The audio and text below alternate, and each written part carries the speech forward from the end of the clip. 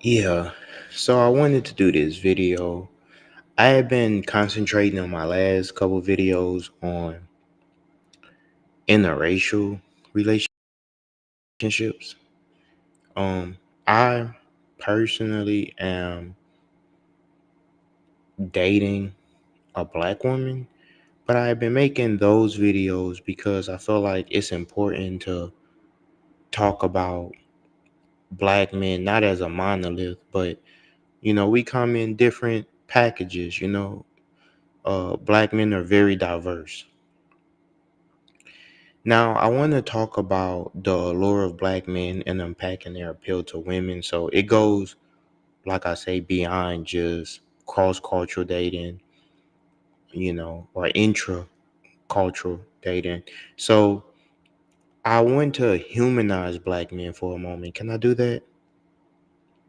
I want to humanize black men. Oftentimes, guys, we are viewed in such a way that I think can be dehumanizing. Like we don't have feelings, like we're heartless, like we're always just angry. And that's just not true.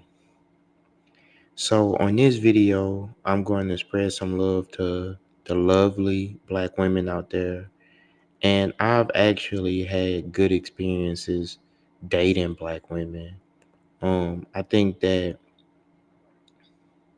we live in a world where we're constantly receiving propaganda and images that's just really disheartening, especially when it comes to. But in order to exist, people had to come together, right?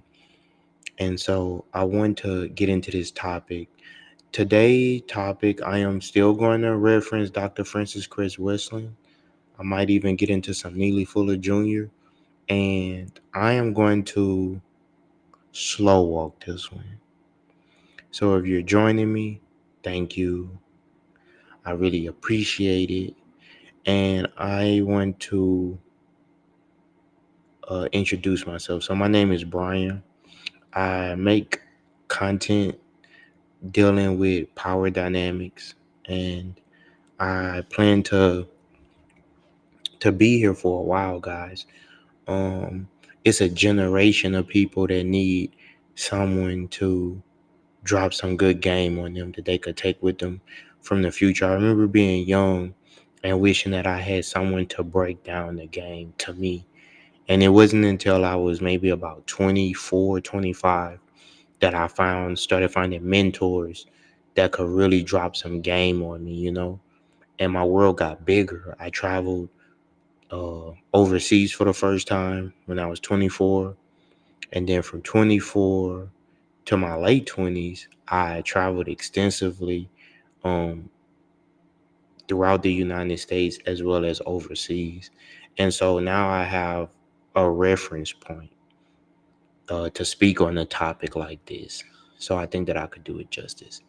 Now, I'm going to talk about relationships, marriage, and understanding why black men and black women relationships are often viewed with pessimism. But I think that to overcome the problems that we encounter, we're going to have to tackle it together. You know what I mean?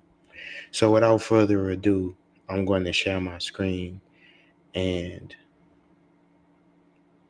I found a video that I found very interesting. Here we go.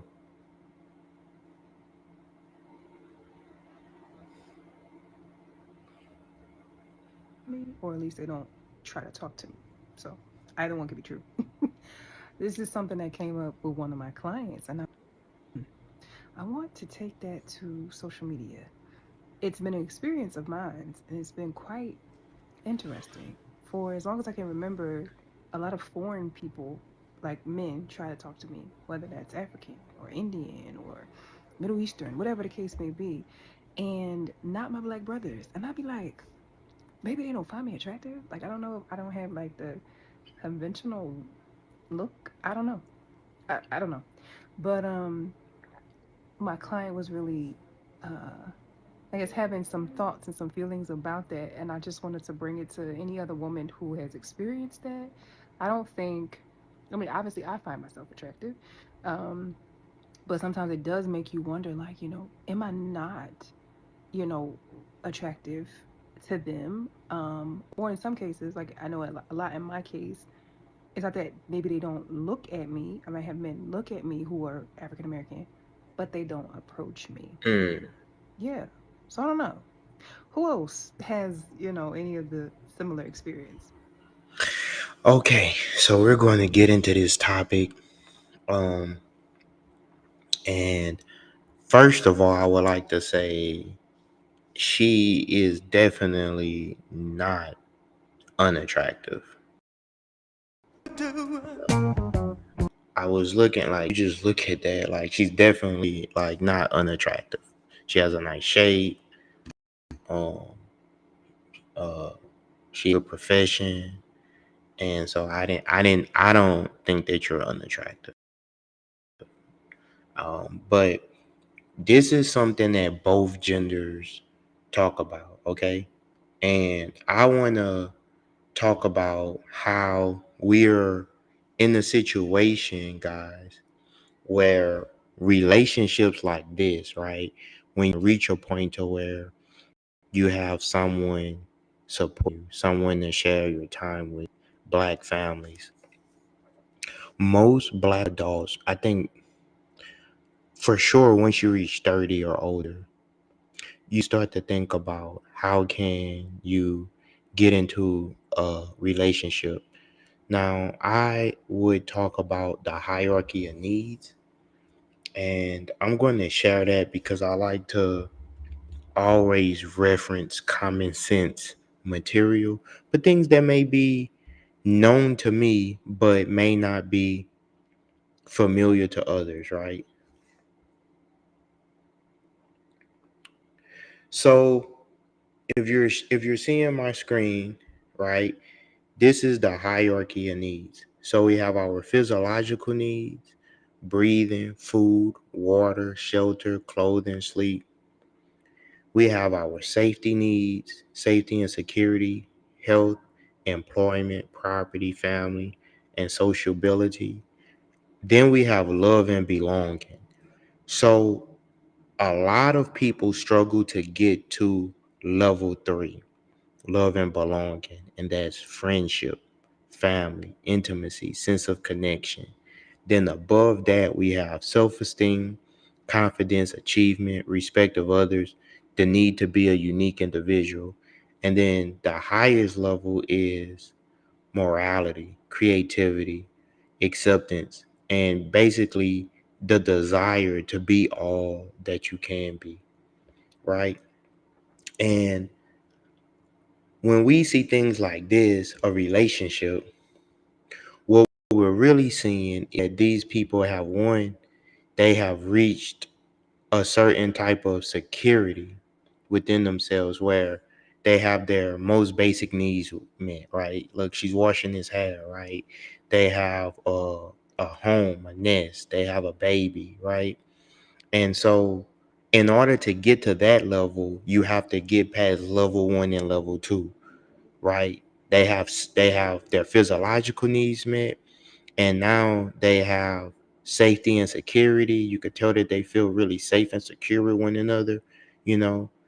And then they have love and belonging. So this is a representation of love and belonging, right? That the love and belonging that they have for one another is obvious because they laid the foundation. Now, the reason why black relationships come into conflict is that systems and governments have been put in place to prevent us from being able to secure our most basic needs. And so most people struggle to get their physiological needs met: breathing, food, water, shelter, clothing, sleep. Most people don't even get enough sleep, you guys. It's many people out here struggling month to month to pay rent. That's shelter, guys. A lot of people don't have adequate water, food, And if your health isn't in order, then your breathing isn't going to be in order. Then we have safety and security. Most people don't feel safe because of the environment. And so it's going to be difficult to have love and belonging. Would you agree? Would you agree that it's going to be difficult to have love and belonging if our environment is not safe? I chose this particular video to contrast what the sister is saying, not because I think that she said anything wrong, but what she is expressing is a desire to have a relationship like this. She's desiring love and belonging. And what she was stating is that her desired mate doesn't look at her and find her attractive, possibly, right? It was a question mark there.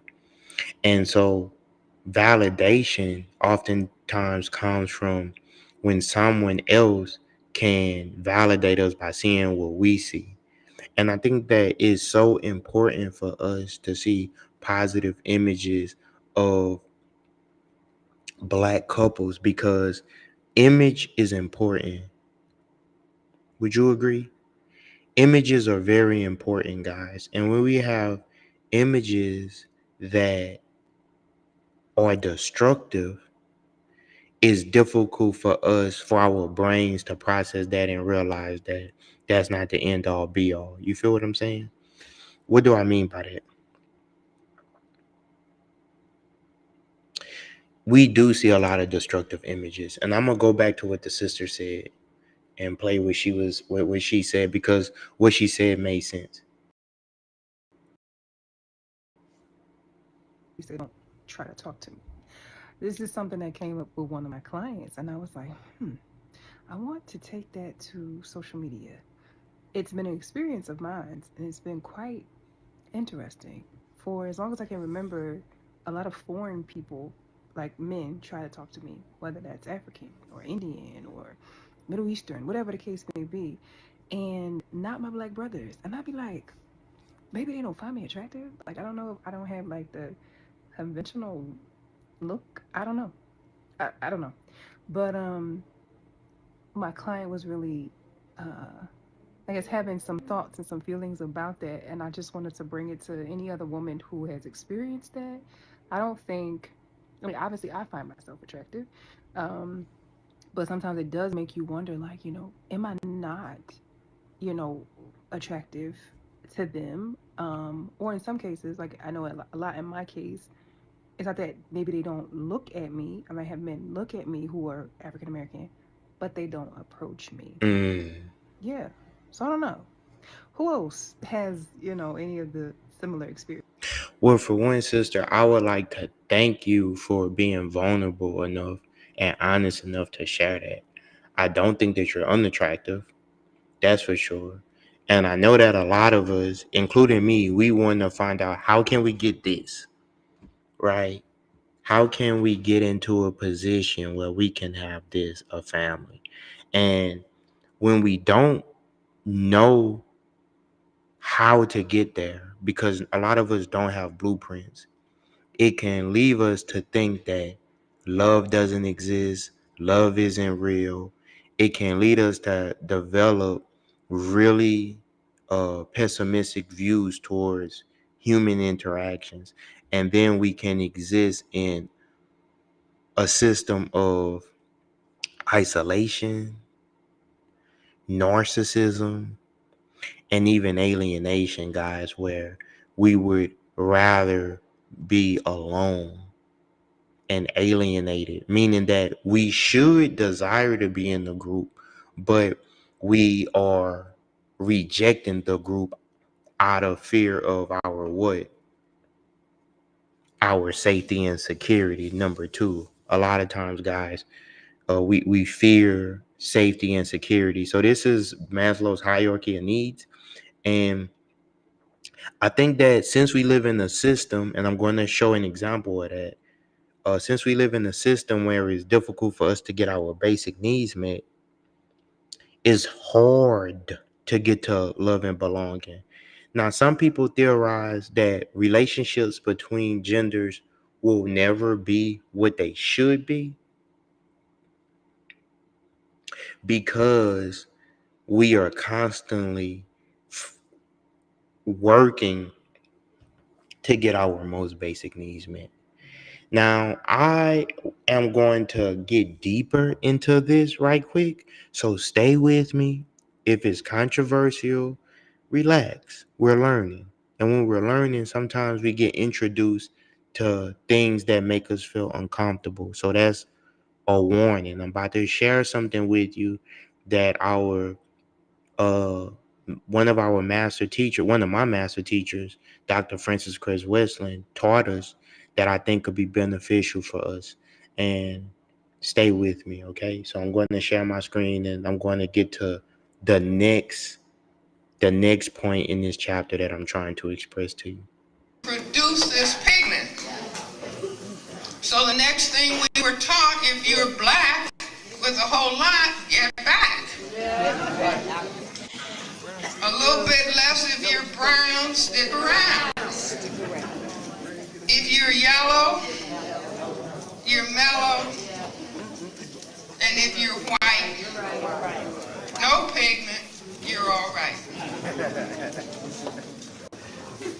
Now see, black people and people of color all over the world, I can go to London, England and say this and everybody knows. If you're black, you're background, stick around, yellow, mellow, white, right? Because under white domination and under white supremacy, they taught us this by their behavior towards us. Yes. Now, that's really key, okay? That's really key. Now, the why is that key? Why is that important, guys? Why is that important? It's important for us to understand, because if we don't understand how we got here, then we won't know what we need to do to fix it.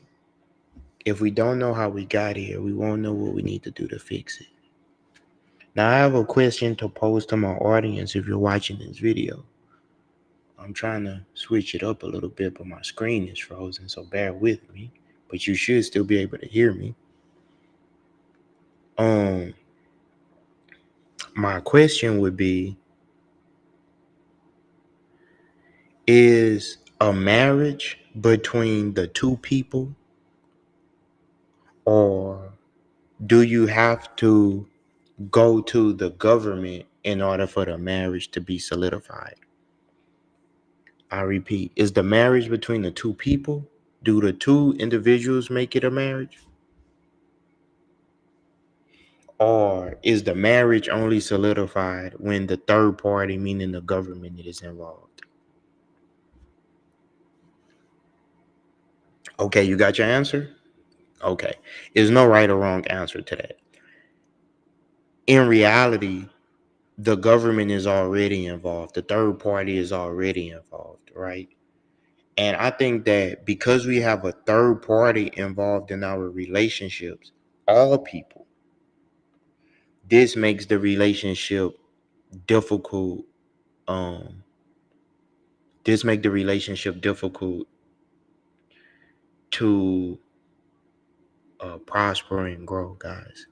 What do I mean by a third party in our relationships?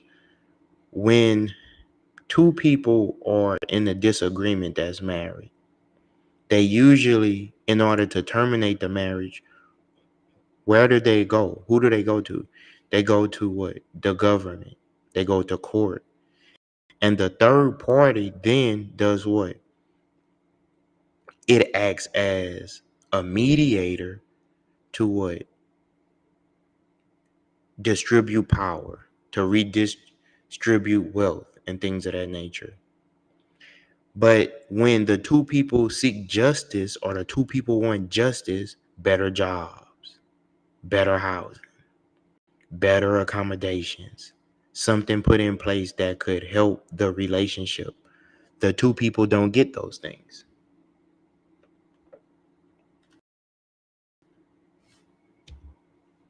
The two, right?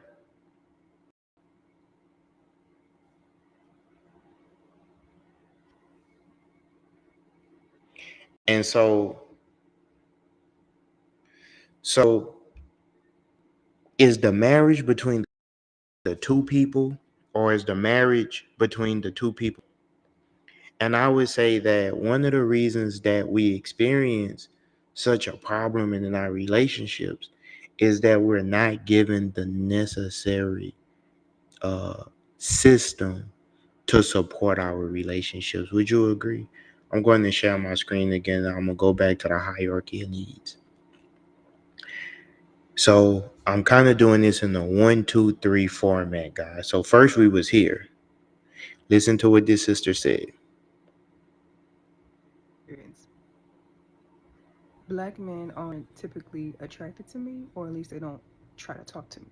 Okay, black men are not typically attracted to her or they don't try to approach her. Okay. Now, what she's talking about, guys, is level 3, love and belonging, guys, as well as safety and security. Now, she has more than likely got past level 1, meaning uh her physiological needs are met, right? Level 1. She has gotten her physiological needs met. And so now she is trying to get to love and belonging, which is this level. And she's like, how do I get to this level, right? How do I get to this level? Let me stop sharing my screen for a second. How do I get to someone showing me affection?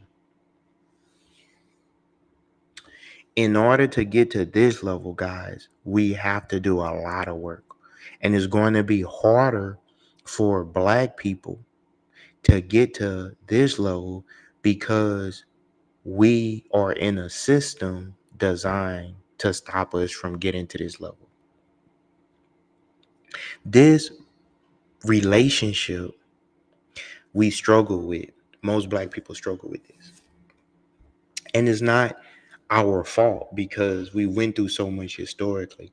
But I'm going to pose a question, and people in the chat or you could comment. And my question would be, when does a relationship start? And I think that this is something that a lot of adults struggle with. We struggle with, when does the relationship start? Before we can even get to a situation where we are kissing, we would have to understand, how do we approach it? And the sister right here, she made a great point. Let me find it. She made a great point. And aren't typically attracted to me, or at least they don't try to talk to me. So either one could be true. This is something. If they're not even approaching her to talk to her, how can the friendship start a relationship? You dig? My my personal belief, my personal belief is that relationships start, guys. My personal belief, guys, is that relationship starts when we enter the bedroom. Before you enter the bedroom, the relationship cannot begin. I mean, it's not a relationship. It's just two people, right? And that's what Neely Fuller Jr. taught us, is that it's not a relationship. Now, a lot of people want to experience this, the love and belonging, the safety and security that comes from being. But one of the problems that we're enduring, guys, is that adults at this stage in the game, guys, many of us don't even know when the relationship starts.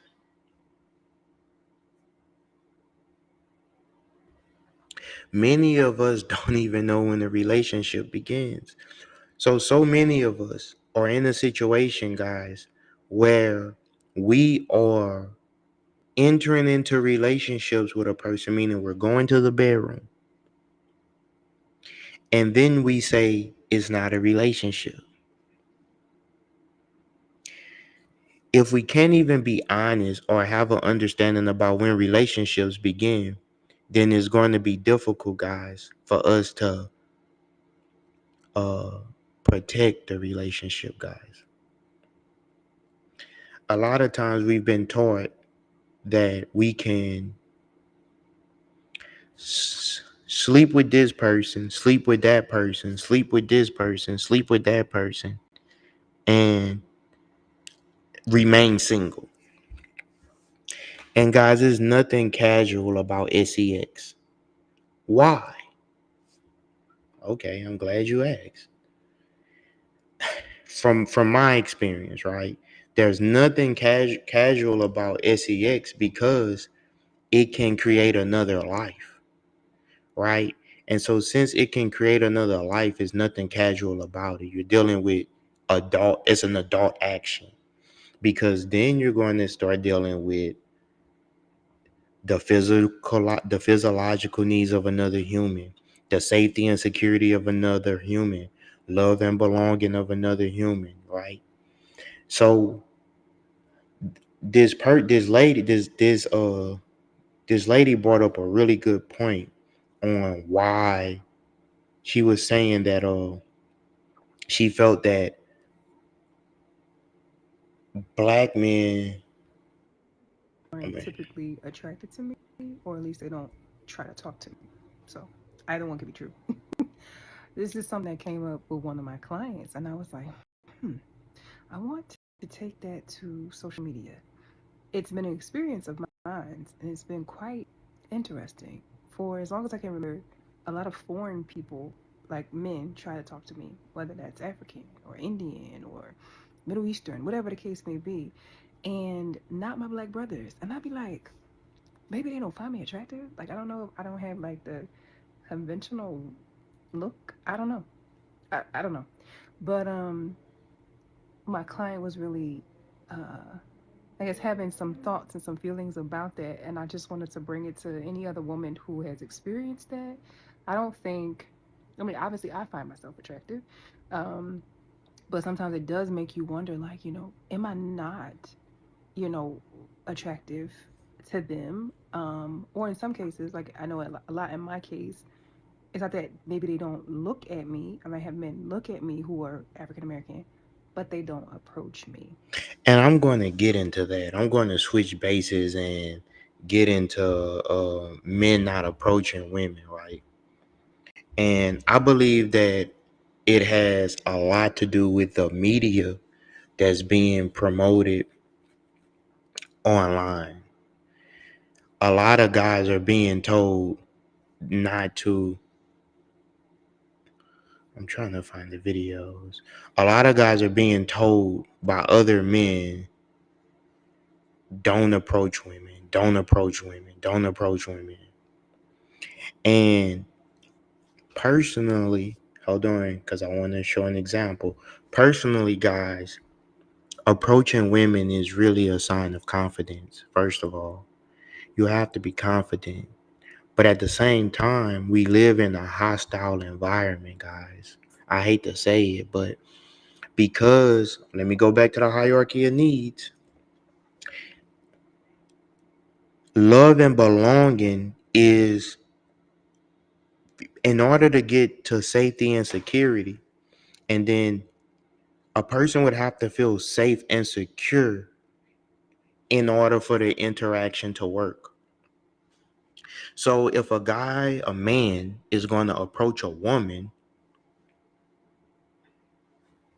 both parties would have to feel safe and secure. The problem is, you ever heard, the slang when people say, oh, it's levels to this, meaning one person might be ready and might have their most basic needs met, and the other person may not. So if one is on one level and the other is not, and they approach, the interaction is not going to be as smooth, or it can lead to one person viewing the other person as an opportunity for growth, and someone feeling used in a negative sense, right? And so this is what usually happens, and this is why it's important. This is why it's important for us to be comfortable when we are able to reach a level where we are secure. But here's the problem: we have an external force. The external force is what? The government, the system, things that make the laws. So I'm going to go back to Dr. Francis to explain what the system is and how it interferes with us, guys. And this is like nature. Like our nature is like babies, who we are when we're born. Babies are pure. But then we have the nurture. The nurture is what you're taught in the world, right? And so the question is, uh, are we naturally not able to coexist, black men or black women? I would say no, that's definitely not true. Oh, okay. It's an if then thing. So if that's true, if we're not naturally bad, then that means it's the nurture. It's something, it's an external force acting on us that's causing us to have these results that we're not paying attention to. And we're blaming one another for things that are out of our control. Black men are blaming black women for being a certain type of way.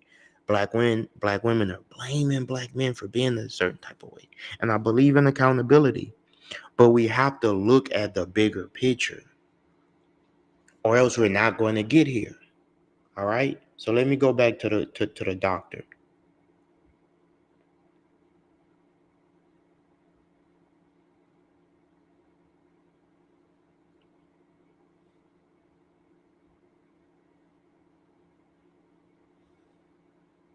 This pigment. So the next thing we were taught, if you're black with a whole lot, get back. A little bit less if you're brown, stick around. If you're yellow, you're mellow. And if you're white, no pigment, you're all right. Man, okay, guys, stay with me. I'm going to get deep for a second. But let me stick to my point on men avoiding women, because this is a unnatural thing, guys. Going back to the nature versus nurture thing, um it's unnatural for men not to approach women, guys. It's unnatural, honestly. Naturally, men of all species search out women. That's what makes us masculine. It's the fact that we we look for the woman for multiple reasons, and they look for us on both ends. So it's unnatural for us not to seek each other out. But when we do seek one another out, we have to have a constructive plan in place, right? Like, what are we going to do? And this is where we fall short. If we're not asking enough questions, if we're not getting to know each other, and we enter the bedroom before we solidify what the plan is for us, we can end up hurting one another.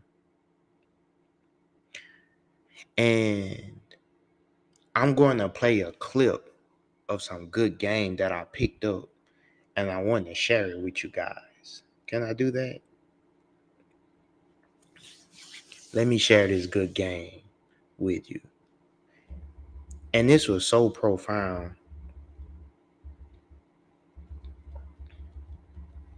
because this is what made me want to do this broadcast, because I realized so many men are not prepared to ask the tough questions when it comes to dating. And Neely Fuller Jr. stated that when before you enter the bedroom, Ask as many questions as possible so that you can have a reference point. It's like the 50 Cent song 21 Questions. That's a brilliant, genius song, guys. You know, if I fell off tomorrow, would you still love me? Essentially, what he was asking was he asked her 21 questions, and the hooker was like, that's all about us. The reason why people ask questions is to get an answer. Neely Fuller Jr., who was a brilliant theorist, stated that ask as many questions as possible, and this is what dating is supposed to be. Ask as many questions as possible before going into the bedroom. That way, you won't be in the position where you end up saying, I wish I would have known that. You don't want to hear that in a relationship, guys. I wish I would have known that. And in order to go even deeper into this,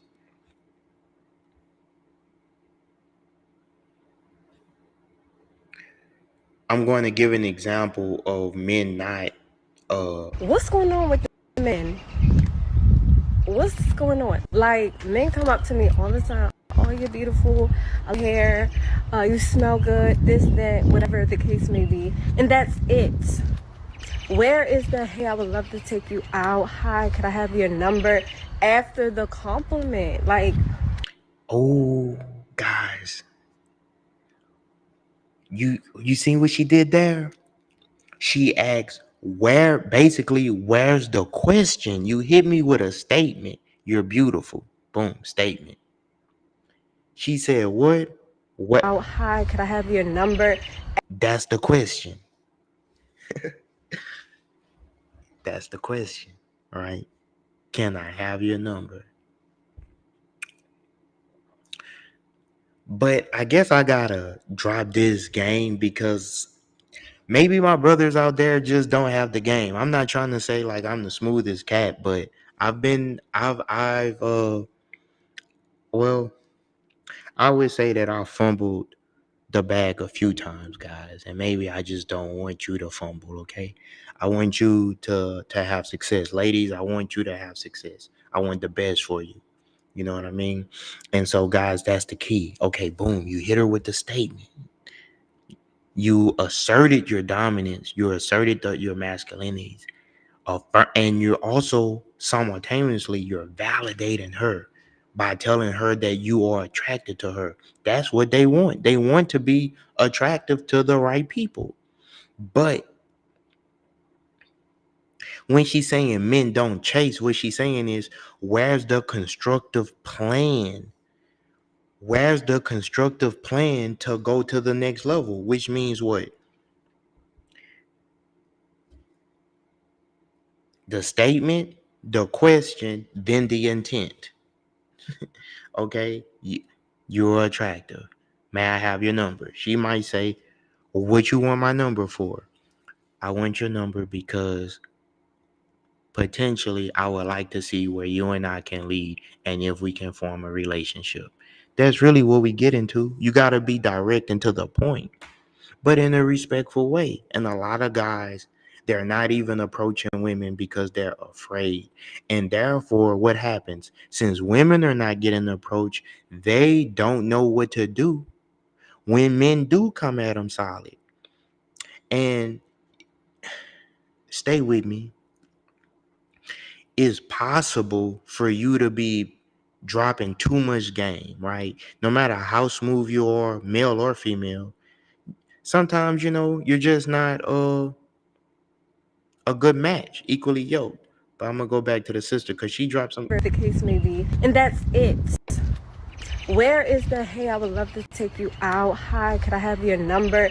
After the compliment. Like, what's really going on? Like, I'm waiting for my king, and it's like, okay, the king is commenting, but he ain't following up with the actions. Like, what's going on? No, one thing I'm tired. Now let's hear what the brother got to say because it's valid. But I hope. Well, I'm gonna build on it anyway. So let's go, brother.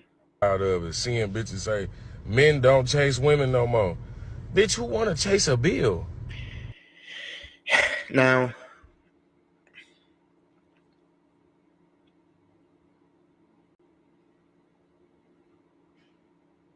I gotta pause on that to clear the air.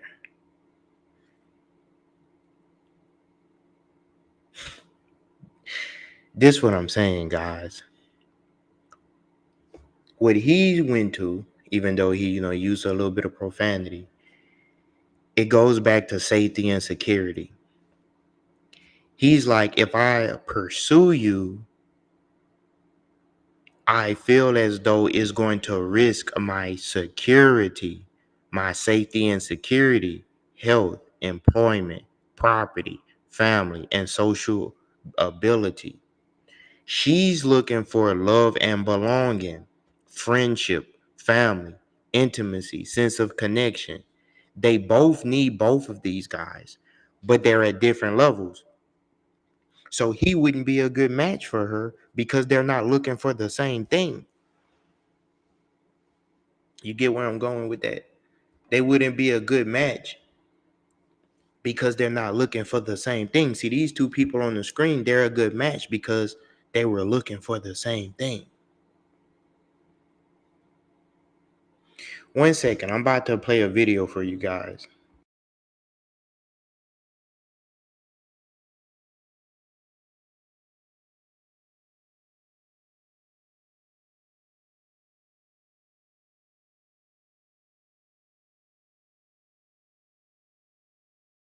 Okay, y'all bear with me, but I'm about to share my screen and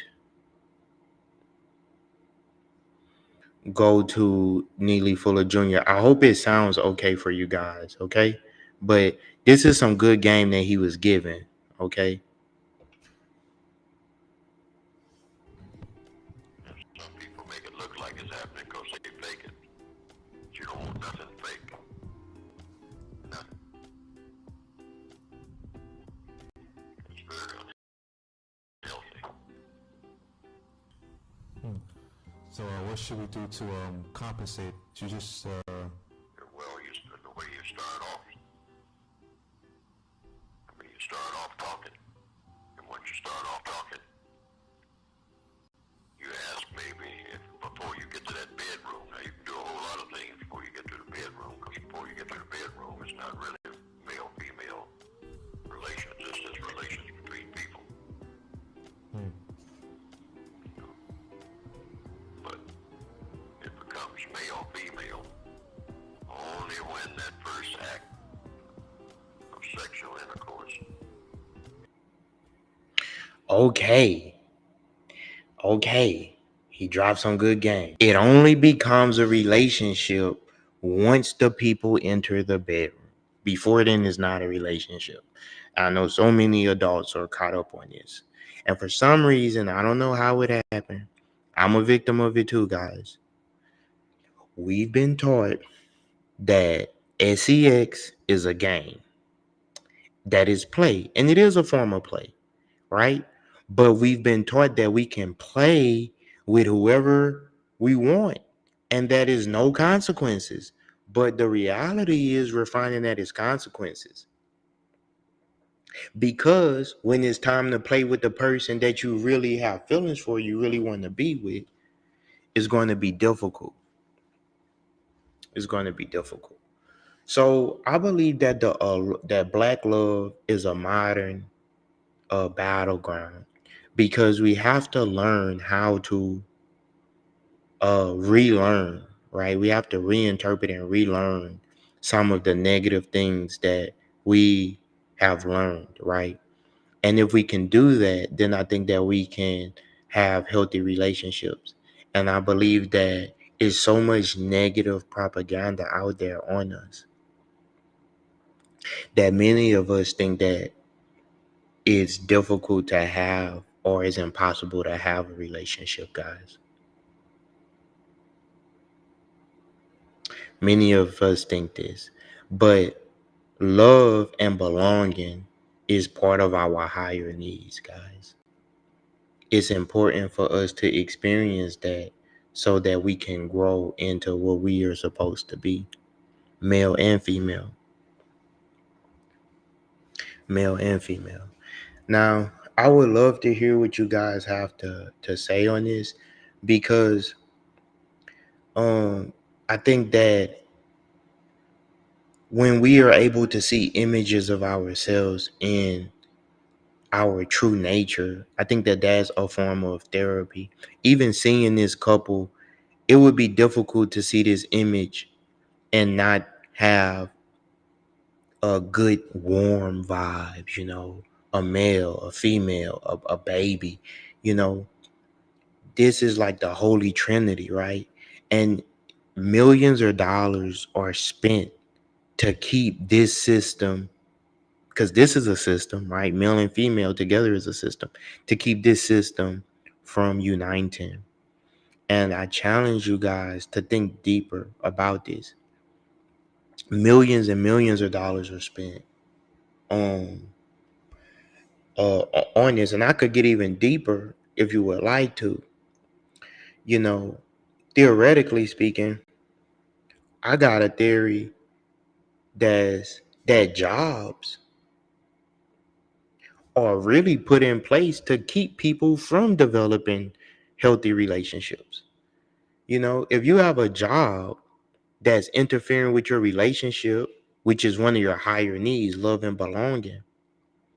And sometimes people say, what? Oh, I have to prioritize my job, because what the job does, the job gets you your most basic needs met.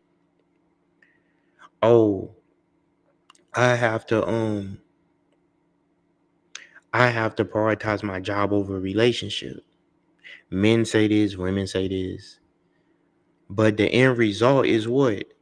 Alienation, being alone, being by yourself.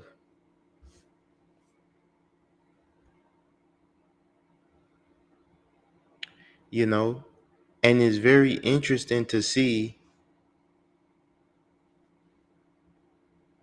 It's very interesting to see this take place. In fact, I'm gonna go deeper into it so you guys can see before I close off the video.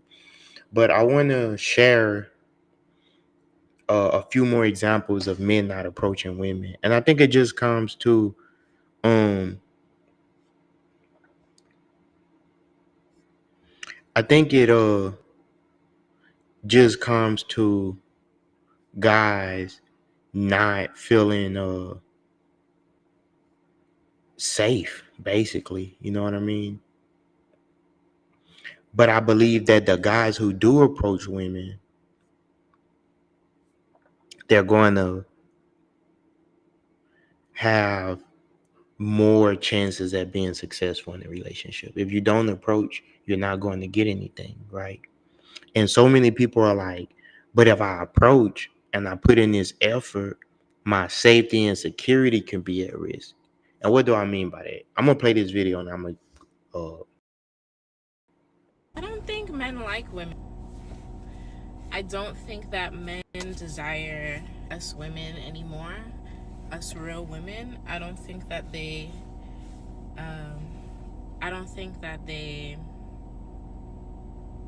value us like they used to.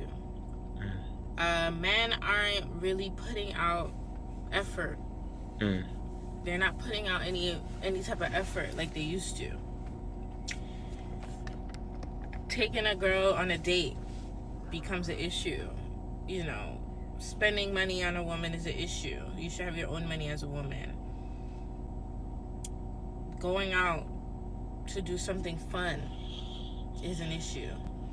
Why don't you just come over to the house and we could do something in the house? I don't know. Maybe it's because I'm from New York, but I see women all over the globe complain about what's happening with men nowadays. Is it women that's not making themselves desirable anymore? Because there are beautiful women out here, beautiful women, ambitious women, caring women, nurturing women who are outside looking for love, and men that just can't keep up with that. Like, they're not communicating with them. They're not willing to hang out and do fun things.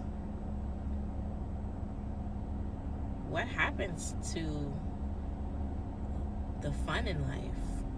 What happened to life being exciting and fun and, you know, going out and discovering the world? What are y'all doing? What are y'all men doing other than that? What are y'all doing? What are y'all doing? Like, what are all y'all men doing? What are y'all doing? I'm currently here listening to you, darling.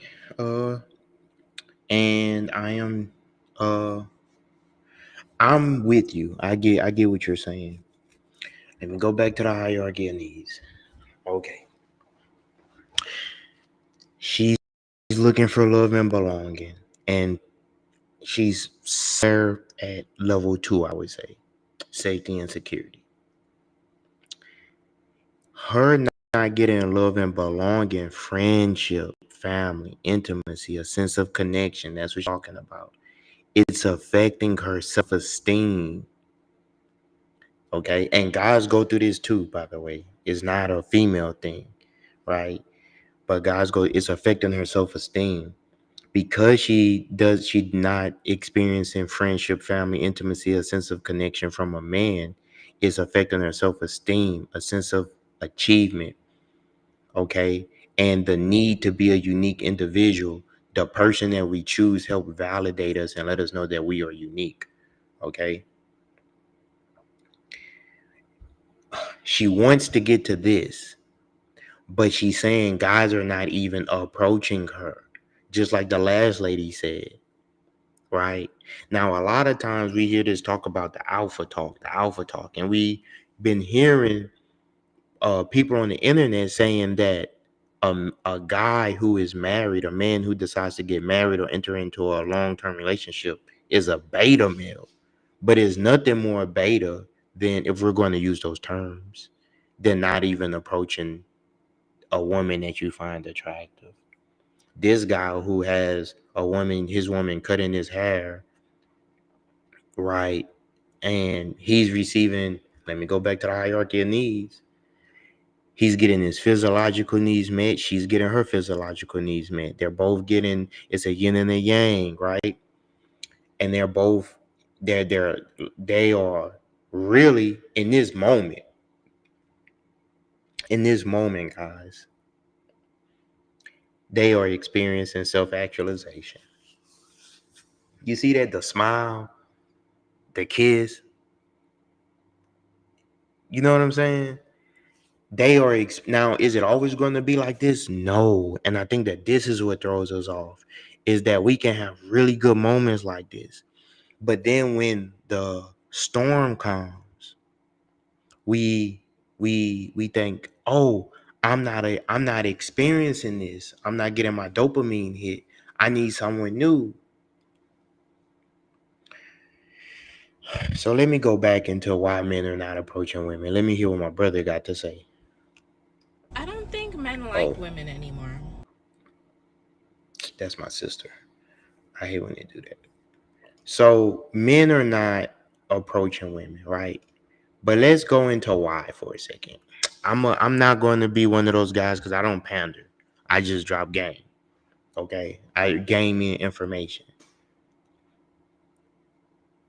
Let me see what this guy says because he looked like he got some good game. Some men really don't approach women anymore because of social media, and they know that they might be able to find you online or find women that look like you online, so they never feel like they're at a loss because all they have to do is go on social media and DM a few people and they have motion. And that's sad, because back in the day, if you saw a woman, you better go say something to her because you don't. Okay, guys, that goes directly under self-esteem. The need to be a unique individual. I'm on point. See, that's one thing about me. I may not, be perfect because I'm constantly trying to improve, but it's some things that I have learned, and that's my North Star, right? When sometimes we go through periods of confusion, and in those times you got to get back to your base, right? She's looking for the need to be a unique individual. But look how high that is on the totem pole. It's going to be difficult for someone to validate her or get to her because they themselves would have to be on that same journey. That's the problem that we're experiencing. Our environment, guys, I want to show you that our environment doesn't promote that. We don't live in the environment. Our environment is the problem, right? Our environment is the problem, guys. Don't know. Like, you didn't know if you were gonna ever see her again. I didn't know if I was gone. What the J. Cole song say? Club only close at 3 o'clock. Not. It's like, you know,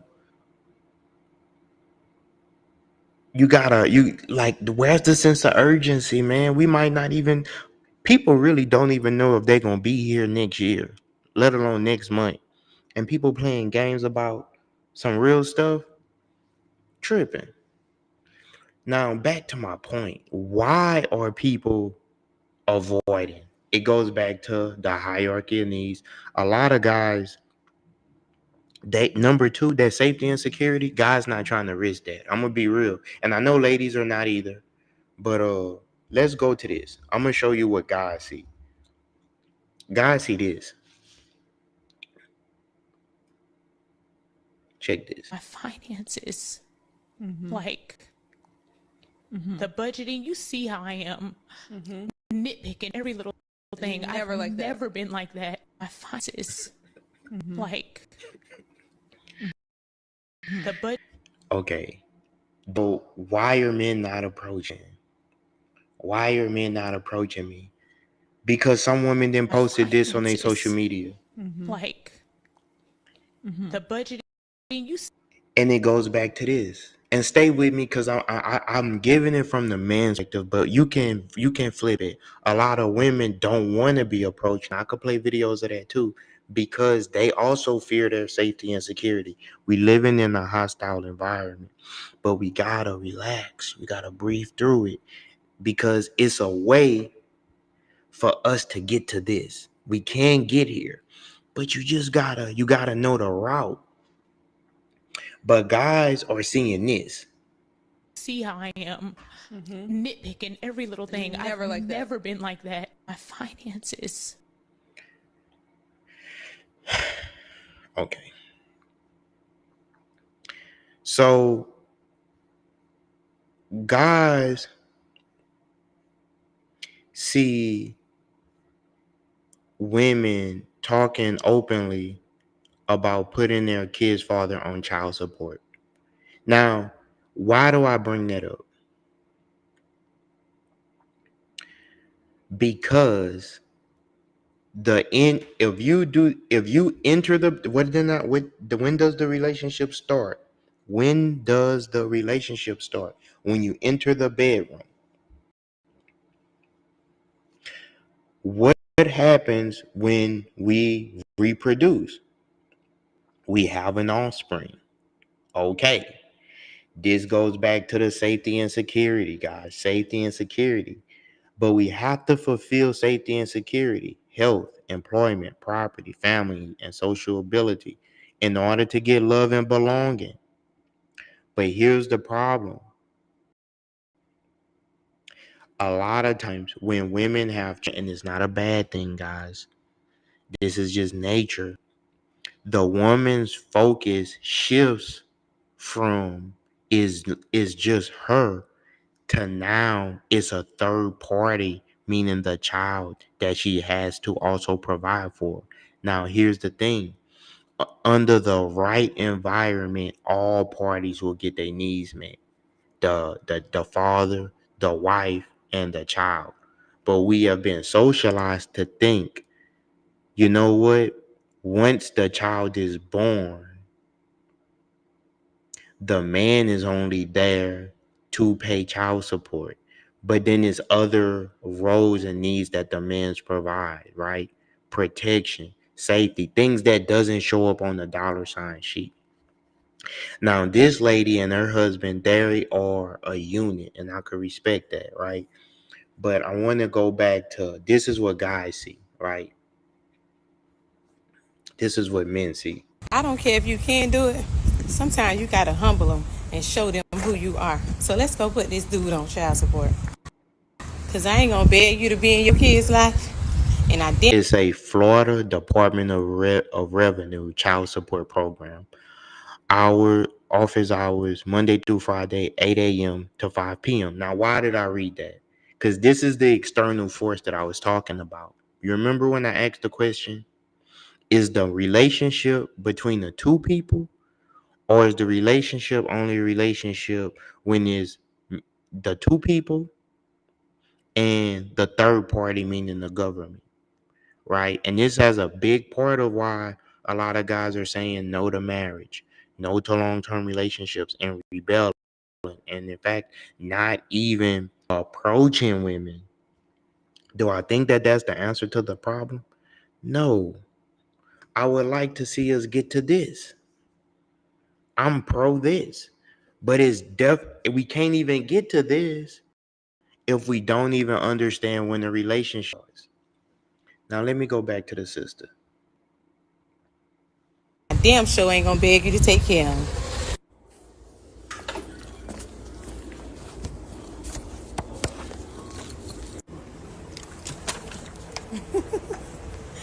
And just like that, sometimes.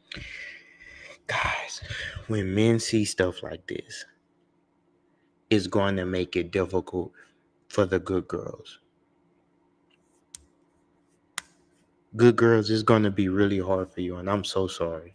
I really am. Because, you know, we all have nieces, brothers, sisters, younger people, and it's not fair that they're being born into this hostile environment. That the third party, you never heard the third party make a sound in this video. The people in that building, the system that supports what's going on, they never even made a sound. But they're there. They're relevant, and it's the external force that we don't see. And they put us in conflict with one another. Stay with me. Stay with me. Stay with me. You have to humble some people that think they bigger than the program, baby. You not bigger than the program or the system. You ain't gotta want to deal with me, sweetie. But you gonna help take care of these kids. Now, what's the difference between this and this? How is it some people can get to this and some people end up here? Damn sure ain't gonna beg you to take care of them. You see what I'm saying? Like it's almost a contrast. I don't have the answer because I don't know the people. But I would argue that one group of people asked a few more questions than the other group of people before they entered that bedroom. How about, do you want kids? What do you expect our relationship to be like? How do you resolve conflict? In the event that I wrong you, do you think that you would be able to forgive me? Do you want a wife? Do you want a husband? What does that look like to you?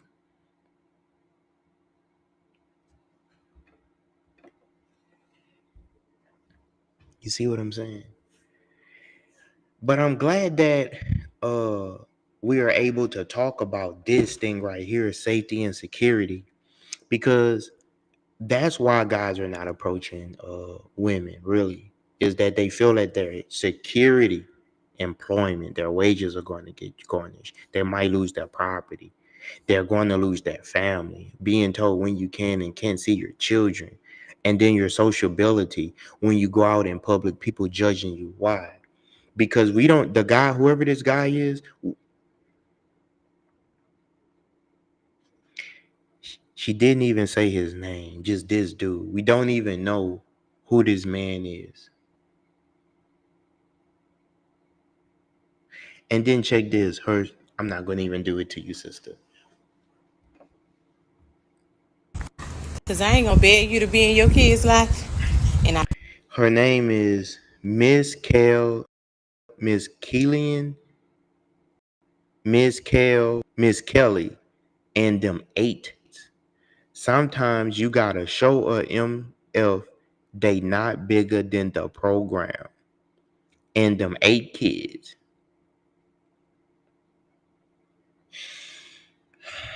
I wish you the best, sister. But I brought that up because people are talking about um why are men avoiding women, right? Why are men not confident enough to walk up to women now? See, shout out to the It's not that they're not confident. We gotta start having some honest conversations, right? Look, he did it. I could show you more. It's a lot of guys that that they are approaching women, but what they are able to help one another. They are able to be a support system to one another, and we have to compare and contrast this, right? We have to compare and contrast this, because if we don't compare and contrast this, we will only get one picture. We will only think that, oh, black relationships don't work out, or black people are just unable to love one another. That's not true, guys. Love and belonging. If we can work together as a team, is my main point, we can really get there, guys. But if we are at war with each other, then when we have distrust, you're going to get stuff like this, where people are like, whoa, I can't even get to this.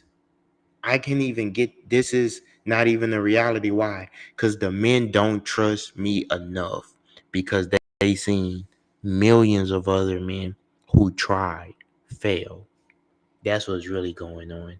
You have so many men that are really, guys, have good hearts, but it's a system put in place designed for us to fail. And then men could lose their kids, their families, their loved ones. They can even lose their identity because they lost what they valued the most, their family. And we don't often hear this from that side. We only hear that it's justified. And I am pro family, guys. guys who are confident enough to walk up to women. The masculinity on earth has diminished drastically, that guys don't even come up to you anymore. They'll just stare at you from a distance. As a woman who's trying to embody her feminine energy, you're not going to catch me going up to the guy. You're just not. We can just stare at each other. Shout out to the guys who are confident enough to walk up to women, because guys don't do that anymore. If God were to guarantee that your 20th person would be the love of your life, you would be so happy to be rejected by all 19. So why are men not confident enough to walk up to women now? We don't chase. We signal like, you can come up to me now. But all men do is just look at you now. And of course, like, if the woman is interested, she's gonna keep looking your way too. But it just like stays like that. Nothing ever happens, because men don't walk up to women anymore. Or they're just tired of being rejected. But it's like, if God were to tell you that you're gonna go through 20 rejections before you get to your yes, and that's gonna be the love of your life, you guys would be so happy to go through all 20, because you were just so closer to the love of your life. Yeah, I feel where you're coming from. But let me go back to this. We're gonna go back. We're gonna go to the external force. See, she's thinking that the relationship is just between the two people.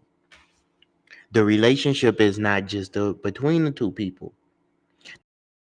The relationship becomes a relationship with others, for everybody. Some people might say, I keep people out of my relationship. The whole world is in your relationship. Why? Because how do you think we got millions of people on the planet? Everyone's relationship affects everyone else, whether it's a big thing or a small thing, right? Because humans interact with one another. So the family down the street, their problems will become your problems, whether directly or indirectly. If their household is a mess, if their family is breaking apart and they can't provide and take care of themselves, your neighborhood is going to go down. If you get what I'm saying.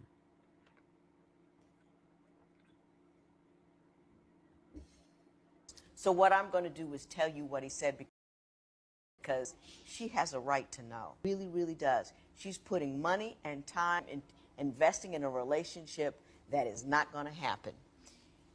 He said, I admit I have been distant, and that's because I've lost interest.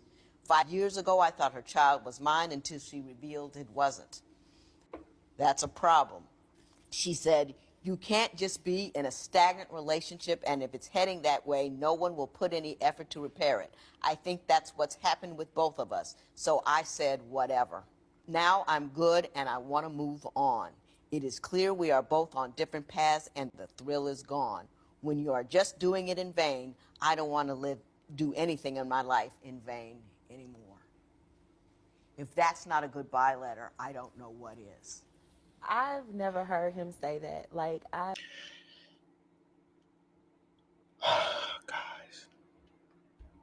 even when we're honest, it's like men get brought through it, guys. Because even when we're honest and straightforward, he told her it's over.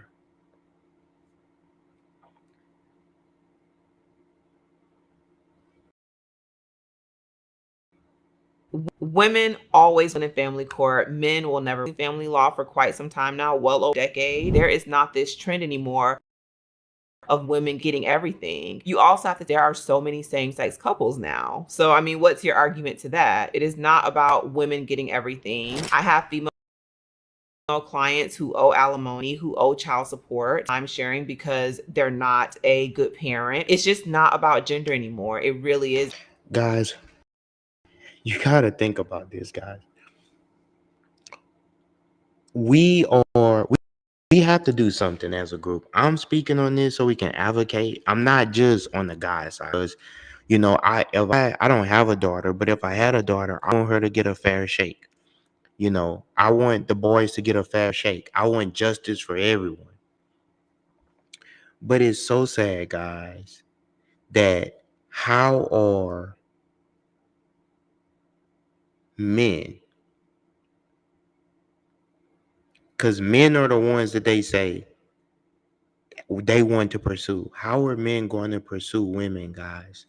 When, if they do, and it goes left, their safety and security, their safety and security is going to be in jeopardy. They're not going to do it. So, what's the solution?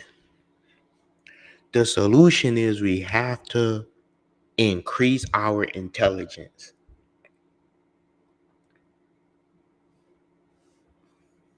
And divorce courts and this type of stuff is this divorce type stuff, it has been so commercialized that it's an entire industry.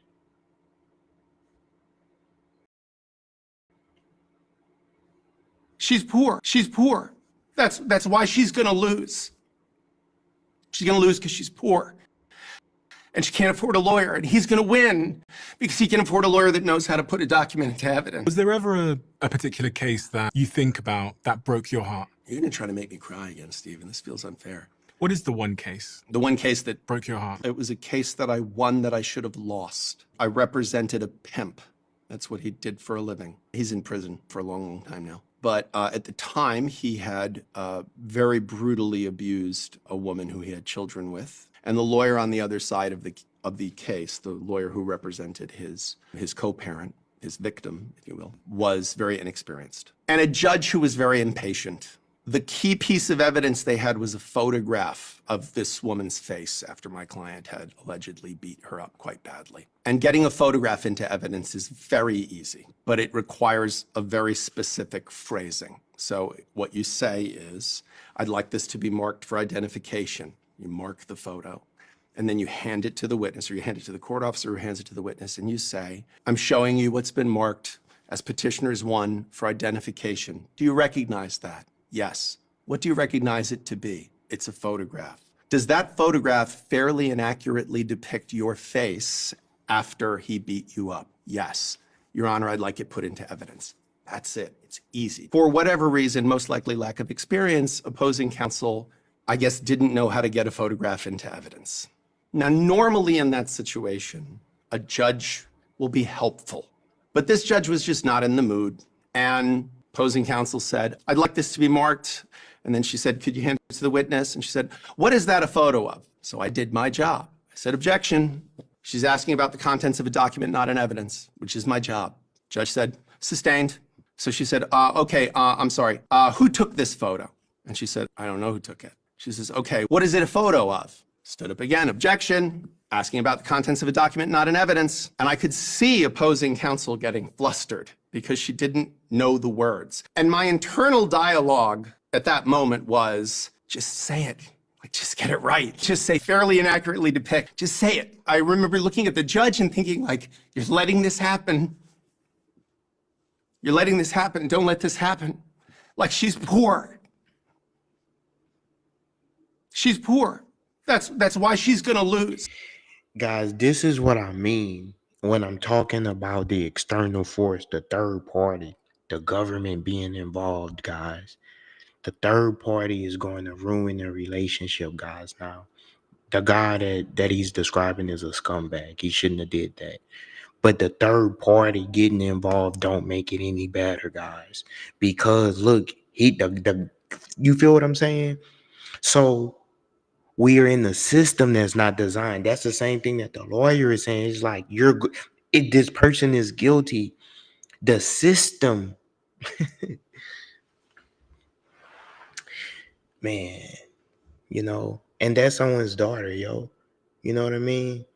And she has kids with this man. And what are those kids? Those kids are gonna grow up. Dad was a PIMP. Mom was a worker. And they're going to grow up and probably meet your kid.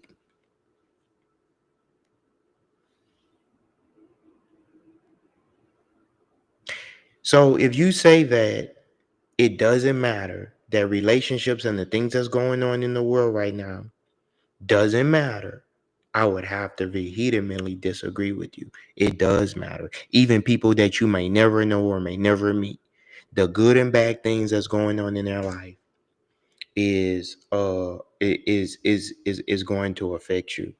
And I would say the top 10 things that I think will promote a good relationship, guys, is 1, honesty. Honesty is so important, guys. Honesty. The reason that we need honesty is because we are sometimes in situations where we are often dishonest with one another, guys. So we have to have honesty, even if it makes us uncomfortable.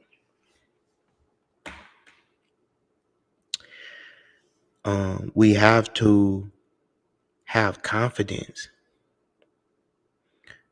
We have to have confidence because it's going to take a lot of faith for us to overcome the things that we've been taught.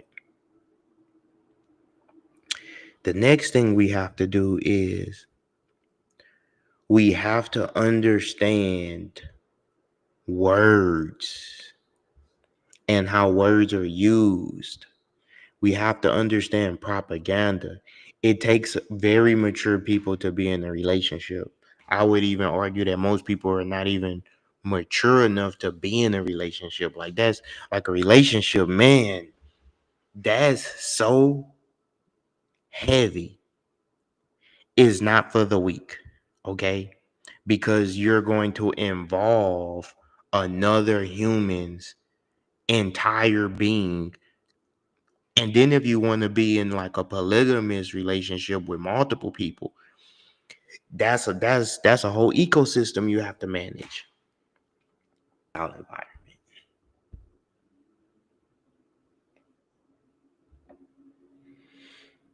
But I kind of want to get back on this divorce thing before I end my stream, because this industry, guys, it's a whole divorce industry.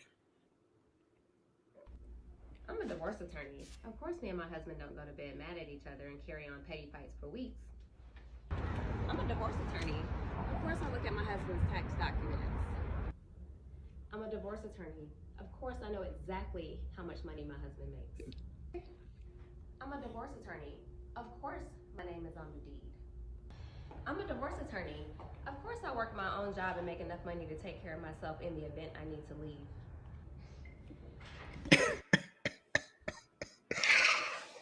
I feel you, sis. Your safety and security.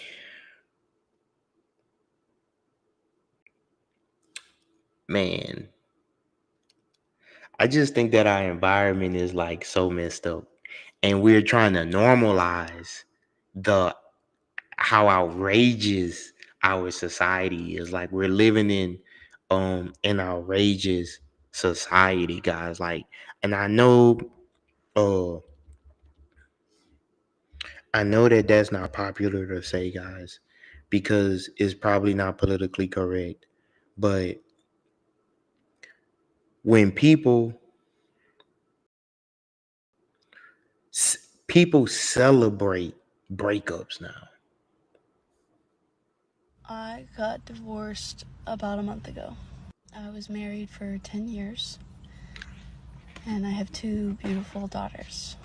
Originally, I was the one that wanted the divorce.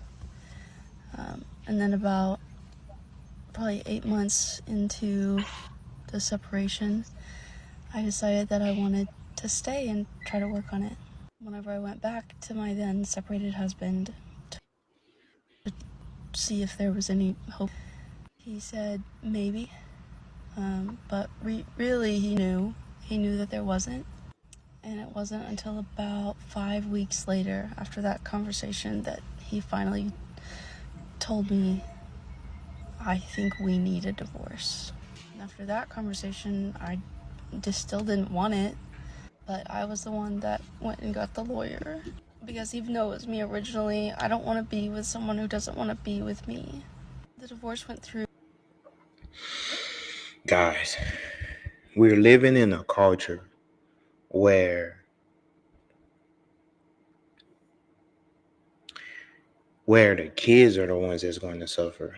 And then we have these situations where we're actually asking redundant questions about why men are not approaching women. Are we serious? Who's going to approach somebody and they think that they're going to lose everything? So we have to we have to have honesty. We have to be confident, and we have to rebuild trust between both genders, or even if you're in a same-sex relationship. Trust has to be rebuilt. Okay?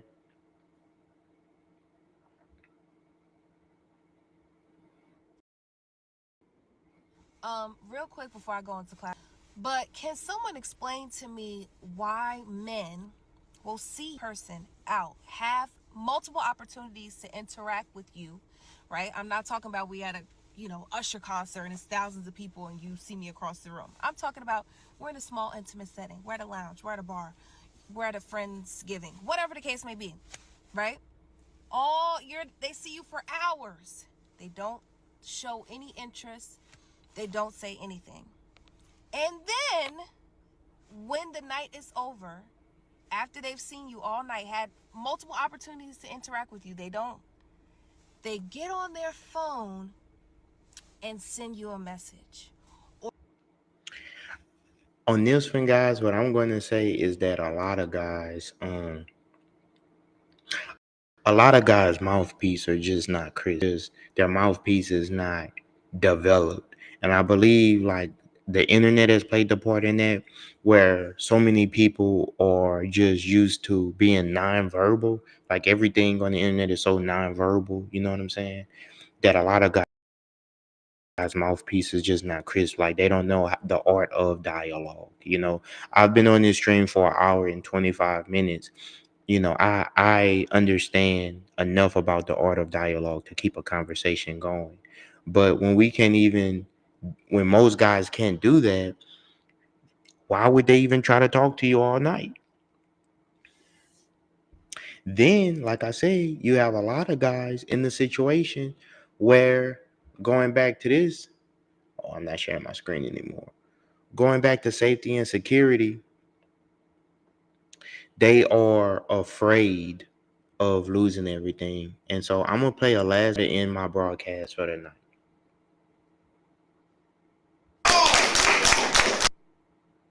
Stay with me. I can go to London, England and say this and everybody knows. If you're black, your background, stick around, yellow, mellow, white, right? Because under white domination and under white supremacy, they taught us this by their behavior towards us. Yes.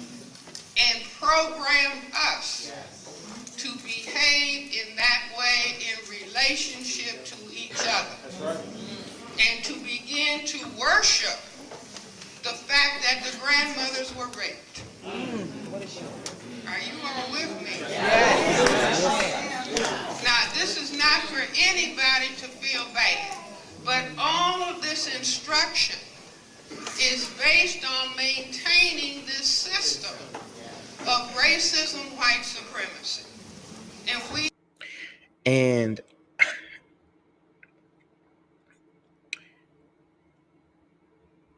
And the reason why I play that clip, guys,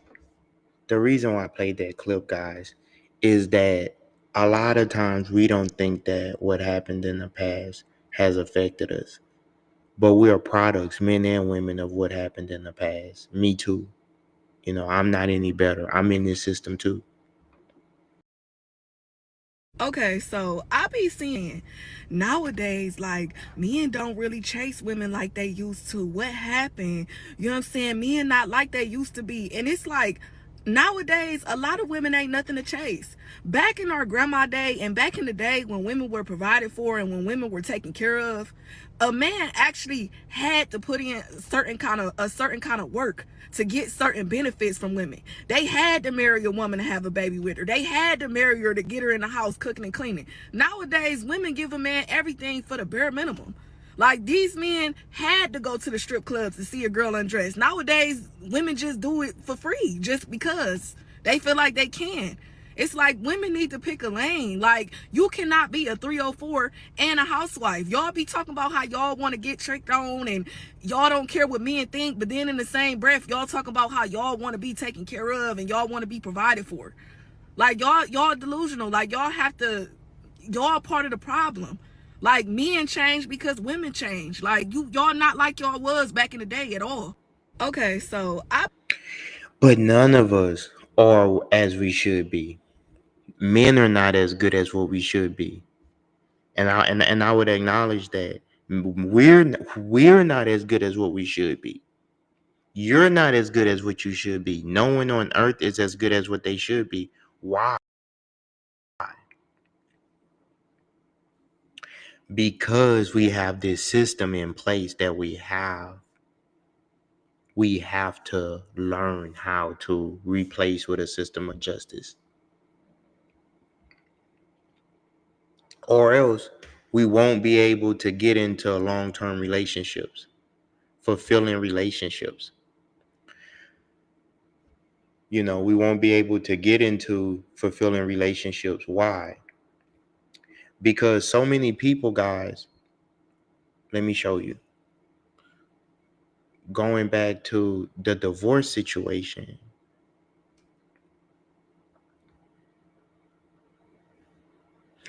we are celebrating divorce. All right, y'all. I'm frustrated today, cause And before I go into what she's saying, what I'm going back to a hierarchy of needs, what I'm saying is a lot of guys and women, both, I gotta say both, a lot of people, I should say then, don't feel safety and security, right? The orange. A lot of people don't feel safety and security. So as a result, they can't get to love and belonging is the point that I'm driving home. They can't get friendship. They can't get family. They can't get intimacy, a sense of connection, which leads to what? Self-esteem, the need to be a unique individual, guys.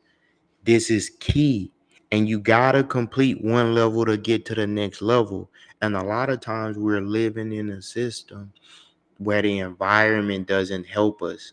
So back to what the sister is saying. Peace. Y'all, why y'all be setting me up for failure? Why ain't nobody tell me how difficult it was gonna be going from a wife to a single woman? Y'all, I swear to God, I'm dying out here. I'm dying. SOS, SOS. Man, y'all, I need help. I need help. Like, I don't get it. I'm stuck. Like, man, once you've been a wife, it is damn near impossible to morph back into a girlfriend. Baby, I'm a wife. When I go in at 100. I don't know how to pretend like I like you a little bit when I know I like you a lot. You know, and a lot of people be like, oh, that's too aggressive to tell a guy this. Why? Why I'm acting like I don't like you when I know I do? And hell, I want to know that you like me at the same capacity. Because if you don't... Okay, class. Let me go back to the hierarchy of needs. I could really do this all day with each video because the hierarchy of needs is a real thing. She is saying that she wants, especially the need to be a unique individual, confidence, achievement, respect of others, self-esteem. So what is she saying? Why does she have tears in her eyes, guys? She's saying that she is not feeling love and belonging, friendship, family, intimacy, a sense of connection. She's saying that she had that in her marriage. It couldn't have been a abusive relationship like a lot of people claim when the relationship ends, right? It was just so terrible. Obviously, she didn't feel that way. Why? Because she's reminiscing on it. And she's saying that she actually had that in her marriage. She had love and belonging. And she's saying that she doesn't know how to fake it. She doesn't want something basic. She wants love and belonging, a sense of connection. She doesn't just want sex. She wants love and belonging. And that when she gets the love and belonging, it will increase her confidence. It will be a sense of achievement. She will even be respected by others. And it will satisfy the need to be a unique individual. And she's not getting that after divorce, which means she doesn't get what? Validation, guys.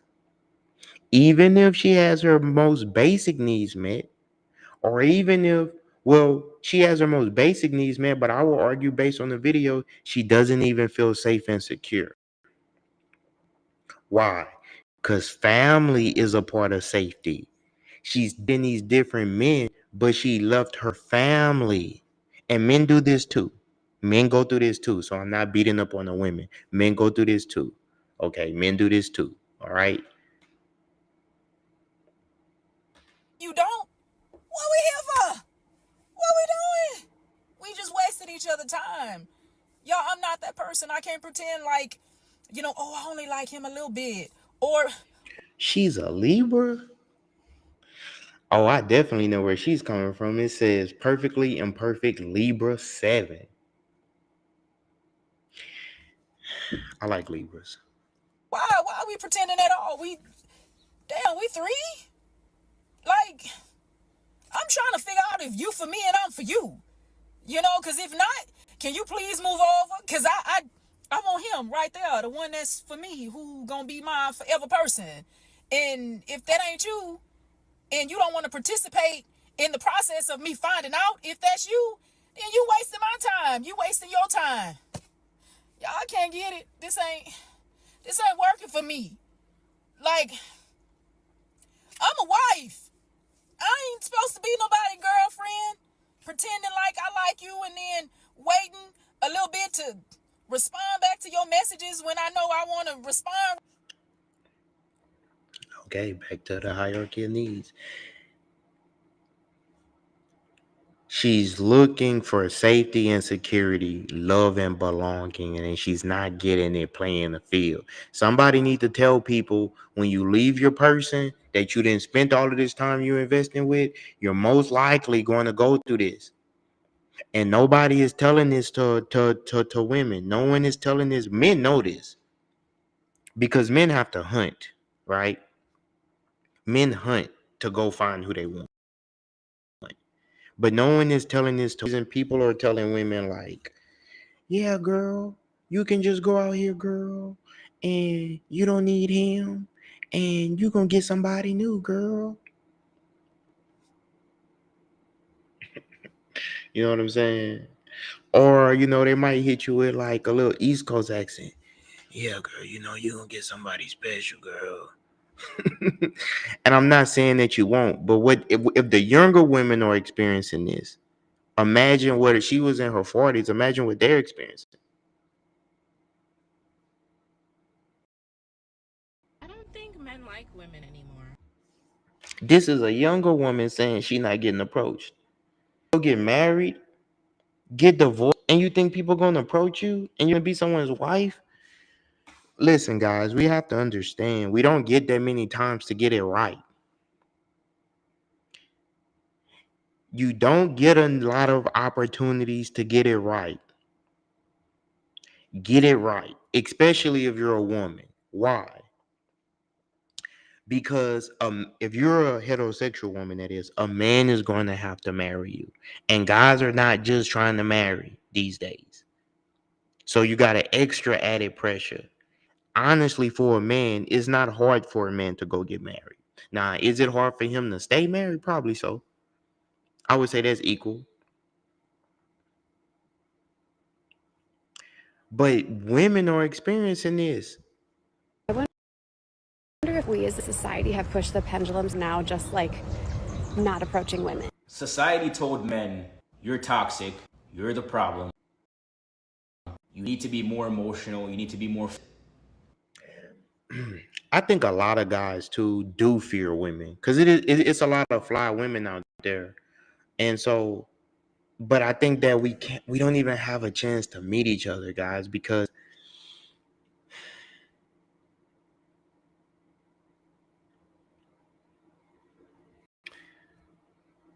situations like this. So what you need more money for? So you can pay for your son extracurricular stuff. I already paid $600 in child support. So what? Like that's going on some of the bills that we do have. What about him needing shoes and stuff for his? This is what I never understand. I would never understand men. I never understand women when it comes to the fact that if we just had mutual understanding, real relationships, we wouldn't even be having these conversations about child support and all of this other stuff. We wouldn't even be having these conversations, guys. It's like, but I have to realize, like, I humble myself and I realize everyone doesn't understand this. I'm still growing. I'm still learning. So if we don't understand our hierarchy of needs, if I'm still learning my hierarchy of needs and what's my personal needs versus the other person's personal needs and how do they align?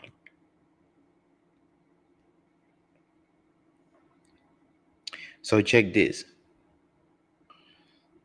We're going to go into this. Millennials ruin dating for Gen Z. How do you feel? don't feel that's the case. I feel like social did that. I feel like So there's are too we much. blaming social media creators, social media app creators? It's like a yes and a no. I say yeah, the app creators, yeah. Millennials ruin dating for Gen Z. But only if they knew that people before there was ever a social media. Before there was ever a social media, people were having these same conversations. The problem is the silent third party that we're not even acknowledging. I'm sorry, but Gen Z men are gonna die alone. I was texting this guy and I was telling him like music is one of the most important things to me. And so he asked me what my favorite song was and I sent it to him and he was like, oh. This is the problem. I gotta stop you there, sis. We gotta get out of this. Brian, what do you mean? I'm Brian, by the way. Brian, what do you mean?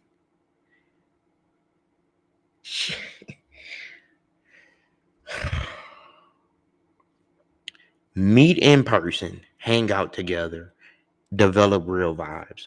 All it is, I was texting him, and then I went to social media to talk about a text that it's not a real relationship if y'all not together. If you're not in person together, it's not a relationship. Let me play it back. I'm not mad at you, sister. I'm just saying. I was texting this guy and I was telling him like music is. I was texting this guy.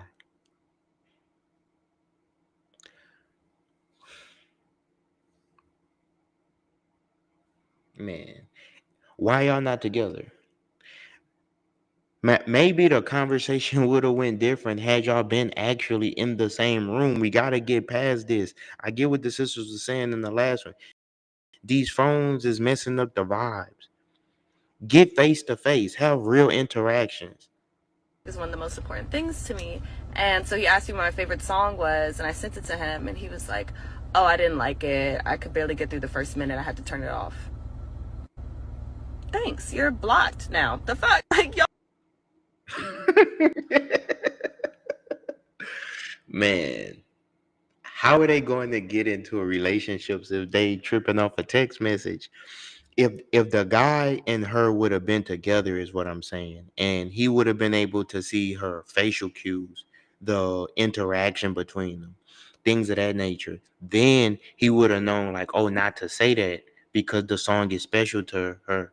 But if you don't get vibes through a cell phone. Everything is nonverbal. We gotta get past that. This stuff is destroying the way people communicate. He want to see your pretty face. He want to see your smiles. You want to look into your eyes. You get what I'm saying? He don't want to be on the cell phone.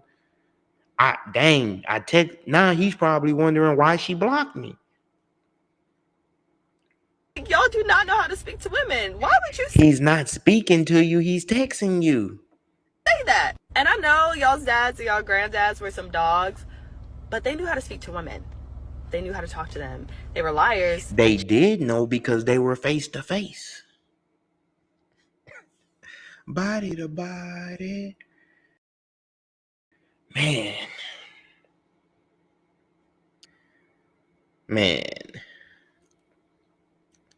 Guys, we need some instruction, guys. Like, the young people need some instruction. Like, I'm gonna play this video because this guy actually describing what I'm saying, right? He's gonna break it down. Half of Gen Z men no longer actively even trying to date. They're not even trying. And so the question is, well, why is that happening for women? Women, first off, are dating older. They want more economically and emotionally viable men. So let me break down what he's saying. He's saying Gen Z men are not dating. The women are dating. That's what he's saying. And as a result of the women dating, they are in relationships with who? Older men. Okay? But I doubt that the older men are going to marry them. The older men are just pretending it's not a relationship when it really is. Right? And so the younger men are struggling, not just economically, but because they don't know how to communicate effectively. They don't know how to pursue with intention. And as a result, they don't know how to make it past first base with a woman. Men, and that usually means older men. In addition, when young women are lonely, they have much better social networks. They have much stronger friend networks, whereas guys become kind of lone wolves and kind of literally sequester from everyone and everything. You have a lot of guys that. But maybe if they wasn't texting, like, I'm sorry, but Gen Z men are gonna die alone. I was texting this guy. We got to get out of that. I got to beat that on the head. Pow, pow, pow. Got to hit the nail. Guys, get out of that. You know how you solve that? Hey, when can we meet up? Hey, that's that. I agree with the ladies on that one. That's when you plan the date to have real physical intimacy, to be together. Hey, can we meet up? Hey, let's take it to the next let's go to the next sporting event, right? Or let's go do something together with the intentions of, if it's a relationship, get into the bedroom. We all know what we're here for. You just, hey, listen, guys, closed mouths don't get fed. Okay, you got to be willing to ask. Okay, this is the chase. The chase is not her. It's not a real chase. The chase is, how do we go about asking enough questions, getting to know each other, and deciding if we mutually agree to consummate the relationship, so that we can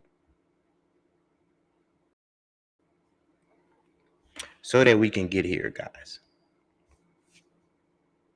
So that we can be together. You know. So that we can have this is a relationship. The relationship is when you're together. You can't have a relationship if you're texting. Who, guys? But this is how the society is. The society is set up to where people are texting each other. And I know I'm beating that over the head, but the society is set up to where people are texting each other instead of loving one another. See, watch this. Watch this. I'm gonna show you something. Okay, look. It say when your wife is about to catch an attitude. You see in the video, she has an attitude. Now let me go back. Masterclass. I'm giving a masterclass right now. Good job, bro. Right, but Gen Z men are gonna die alone. I was texting this guy and I was telling him like music is one of the most important things to me. And so he asked me what my favorite song was, and I sent it to him, and he was like, "Oh, I didn't like it. I could barely get through the first minute. I had to turn it off." Okay. Now, how that interaction would have been different if they were together. This is a perfect example of how it would have been different. Boom. You see the difference? You see the difference between when you're actually together? You can't have that type of interaction. Cell phone, even through a FaceTime, guys. Man, good job, Brian. You know, the reason why this is important to me is because I like to listen. Thanks, you're blocked now. She ended the relationship. The guy doesn't even know why. The song could have became your song. You know how that you guys ever went through that? Was like, oh, I used to hate that song, but then the song reminds you of someone, and it's like, oh, I love that song now. I had that happen to me. My brother, he used to play this song, may he rest in peace. My blood brother, and he loved this particular John Legend song, guys, and I hated it. I'm like, why'd you turn that off? And after my brother passed, I heard that song one day, and I smiled because it made me think of my brother. So sometimes, guys, we go through things where it's like we don't like it at the time, but that song could have became special to you guys. That's all I'm saying. I really don't understand how almost my entire generation has basically lost interest in dating. I've heard the male loneliness epidemic. I've heard the things women have to say about men. But in all reality, a lot of these issues are just occurring because there are so many less gender rules now. Everybody has their own preconceived notion about what the woman they're looking for is. And this is going to line up with very few other people on what they expect from a partner. So yeah, it may be a little bit more difficult to find somebody that is agreeing with you and what you're wanting in a relationship. But doesn't that make it even more special when you do find that? He's very smart. I gotta give him credit. He's very smart. I watched this video before. He's very smart. He is like firing on all cylinders. He's connecting thoughts. In like 30 seconds, he just cooked, guys. Let me play that back to catch what he's saying. Has basically lost interest in dating. Well, yes, I do understand. Like, I've heard the male loneliness epidemic. I've heard the things women have to say about men. But in all reality, a lot of these issues are just occurring because there are so many less gender rules now. So then everybody has their own preconceived notion about what the man they're looking for is, what the woman they're looking for is. And this is going to line up with very few other people on what they expect from a partner. So yeah, it may be a little bit more difficult to find somebody that is agreeing with you and what you're wanting in a relationship. But doesn't that make it even more special when you do find that? When you do find somebody who lines up with not only what you want a woman to be, but also what she wants a guy to be? Because this still exists. Unless you are just not a good human being, there are going to be people who want what you want. But the issue... Right. There are going to be people who want what you want. But if you don't apply yourself to even try, the best you can do is attempt. If you don't even attempt the relationship, you're not going to have it, guys. You're not going to have it. And if you don't attempt it, then what's going to happen? You're not going to get love and belonging from a human being. You can get your physiological needs met, breathing, food, water, shelter, clothing, sleep. You could get safety and security, health, a good job, a nice property. You can even make friends your family. And you can still get love and belonging without being in a relationship, intimate relationship. I would agree. Yeah, you can get that. You would just substitute that in other areas. It would be, non-sexual. But I would say that our deepest level of self actualization would have to include the other person, because we're literally born that way. It took two people to birth us. So I would argue the meaning of life, you would have to meet someone to experience who you are through them. But that's getting a little deep. That's getting a little metaphysical. It's getting a little deep. But he's right, though. If people are not even trying, how are they going to have a relationship? issue is people have just given up with looking. So now there aren't people who want what you want because nobody's looking for it. And yes, I've heard people say, well, nothing is better than something that's bad, which I guess is true, but like, wouldn't you just rather try to find something that's good? I don't know. Explain down below if you know this, because I'm really lost at why this is happening.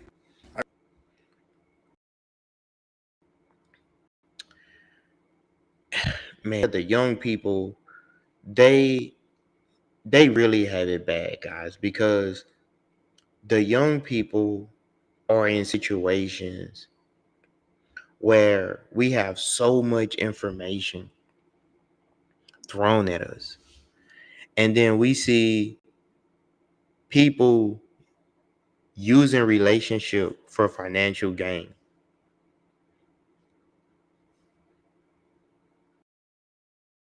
There's some men out here that can't see their children because the woman feel like he is not paying her enough child support. So you as a woman feel like if he can't pay you no child support, or if he's not paying enough based on what you think he should pay, that he don't deserve to see his child. My sister, you're gonna suffer for that. Not only will you suffer for that, your children will suffer for that. Because whether you want to believe it or not, or whatever, that is still that man's children. God don't like ugly.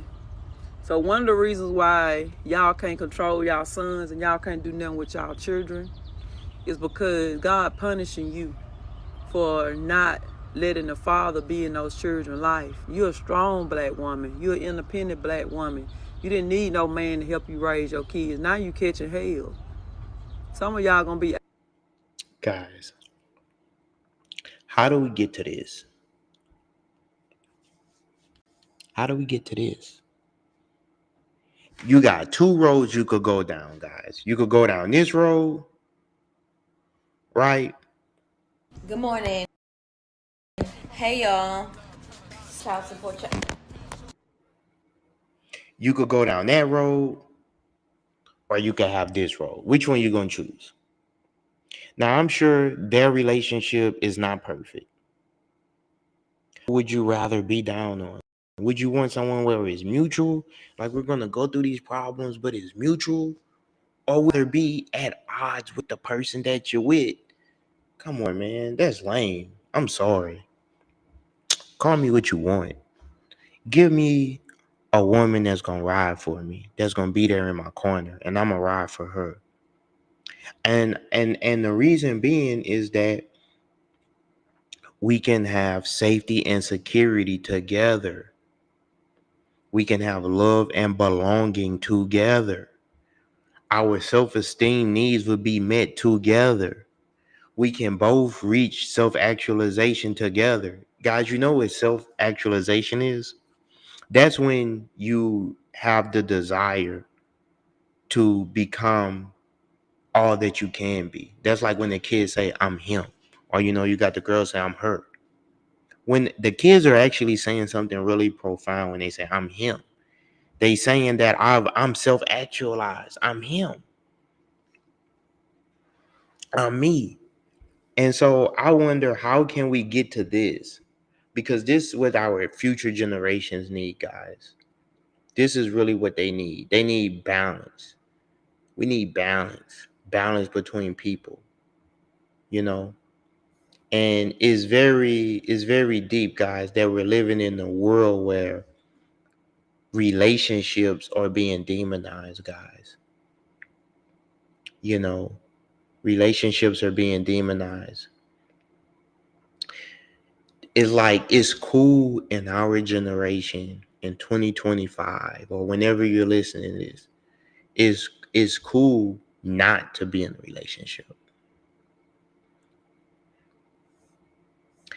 And we also put unrealistic expectations on relationships. Like, if we're in a relationship, that means you're not going to have any problems.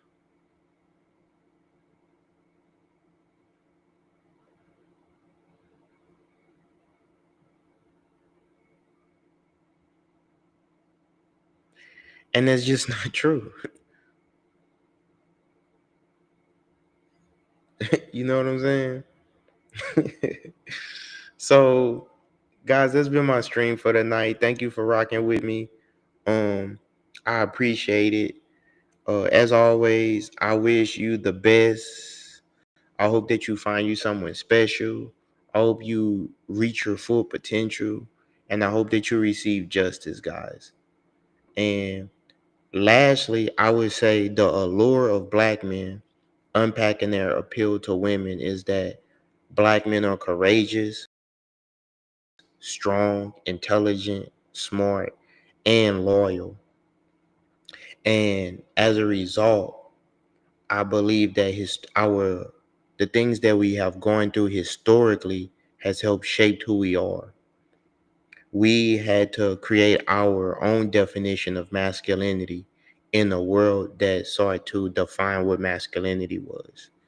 And we don't have billions of dollars to support us. And yet we make magic out of that. And I believe that that's why so many women do love black men. And it's people creating propaganda. I call it the third party, the external force. Some people call it the state. Using propaganda to divide us. But like Bob Marley said in one of his songs, to divide and rule could only tear us apart. To divide and rule could only tear us apart, guys. And I believe that if you're going to enter into a relationship, That's the key. When does the relationship start? When you guys get to the bedroom. Before you get to that bedroom, ask as many questions as possible, as honest as possible. Don't lie, even if it's painful, and allow the other person to ask you all of the same questions. And if you guys ask enough questions and you're honest, you would know if you want to enter into a relationship with that person. That's